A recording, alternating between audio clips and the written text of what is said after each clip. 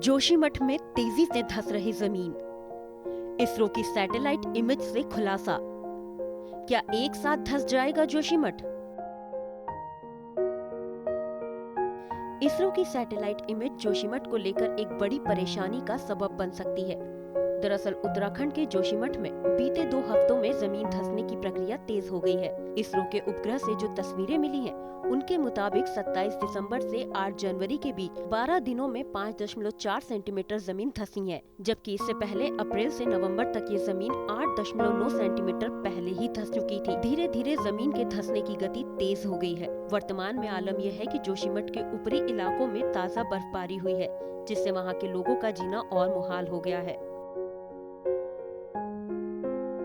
इसरो के organisation National Remote Sensing Centre यानी NSRC ने बताया है कि दिसंबर के आखिरी और जनवरी के पहले सप्ताह के बीच जोशीमठ तेजी से नीचे धंसना शुरू हुआ था। सैटेलाइट तस्वीरों में साफ देखा जा सकता है कि आर्मी हेलीपैड और नरसिंह मंदिर सहित सेंट्रल जोशीमठ में सब्सिडेंस जोन स्थित है। सबसे ज्यादा धंसाव जोशीमठ औली रोड के पास 2180 मीटर की ऊंचाई पर देखा गया है।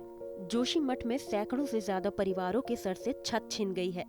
अब बारिश और बर्फबारी भी उनकी परीक्षा ले रही है। 2 जनवरी की रात घरों में दरारें आई थी, जो अब और मोटी होती जा रही हैं। बारिश होने पर इन घरों के गिरने का खतरा भी लगातार बढ़ता जा रहा है। प्रशासन ने चेतावनी भी जारी कर दी और लोग हैं कि अपने सपनों के आशियाने को बस टूटते हुए देख सकते हैं। देखने के अलावा और कर भी क्या सकते हैं। मदद के नाम पर अब तक सिर्फ कुछ लोगों को ही सरकार से महज 5000 का चेक मिला है। जोशीमठ में लोगों के हालात तो अब ऐसे हो गए हैं कि दहशत में जिंदगी बिताने के लिए बेबस हैं। बच्चे अब बिल्कुल डरे हुए हैं। वो हमसे रोज यही प्रश्न पूछ रहे हैं कि मम्मी क्या हम मर जाएंगे, हम मर। मकानों, खेतों, सड़कों और जमीनों में दरारें लगातार चौड़ी और गहरी होती जा रही हैं। मानो चाहती हूँ इसी में सबको समा लेना। महीनों, सालों और दशकों से कमोबेश इस आपदा की शने शने शुरुआत हो चुकी थी, लेकिन अफसोस किसी भी सरकार ने समय रहते इस पर कोई एक्शन नहीं लिया। इस तबाही को रोकने की कोशिश तक नहीं की। आफत, विपत और मुसीबत जब सिर पर खड़ी हो गई हो तो अब लगातार शासन प्रशासन की बैठकों और सर्वे का दौर चल पड़ा है। लेकिन सवाल अब भी वहीं खड़ा है, इस इलाके में ऐसी स्थिति बनी ही क्यों? जबकि साल 1976 में मिश्रा कमेटी की रिपोर्ट में भी ऐसी ही बातें सामने आई थी और रिपोर्ट में ये भी कहा गया था कि जमीन की स्थिरता की जांच के बाद ही नया निर्माण किया जाए और ढलान से छेड़छाड़ बिल्कुल न की जाए। चट्टानों को खोदकर या धमाका करके न हटाया जाए।